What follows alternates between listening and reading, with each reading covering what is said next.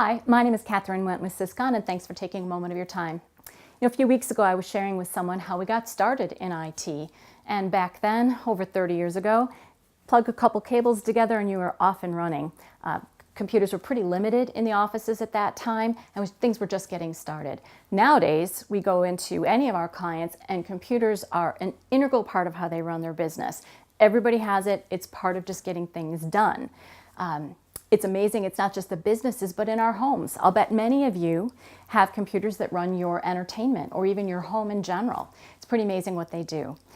With all of that in mind, and with the new conveniences that are coming out, there are two things that we want to be sure that you never skimp on.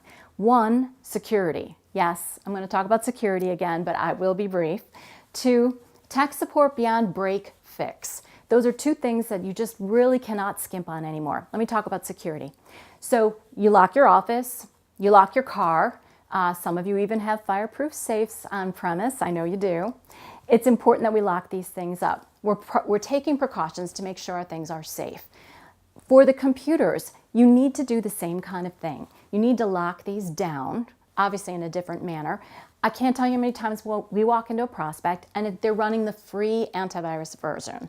They've got a home style firewall. They've got a home class access point. These are not good secure devices to run your business. This is not a place to skimp. Get quality hardware and pay for the antivirus service. You will be glad that you did. It's important not to skimp on the security here.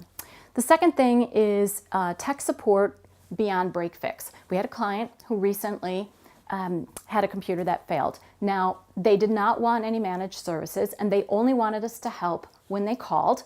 They did not want even any maintenance. So those were a couple of things that were really missing. Whatever the case was, the computer failed. The hard drive failed, dead. We couldn't even boot it up to find out what was on the computer in order to make sure we got everything back together right. So they had to run out in the middle of the day, find a computer, business class operating system, bring it back. Then they had to dig up the licenses so we could reinstall the software that they needed. When we finally got all that done and got that tested, time had gone by. Obviously they're down, they can't work. Turns out that they forgot one or two of the software programs to tell us about, so we had to come back the next day, get those installed. What a huge waste of time and frustration. They didn't do maintenance, so they didn't keep up on the machine. They didn't keep the security patches up to date, their antivirus up to date.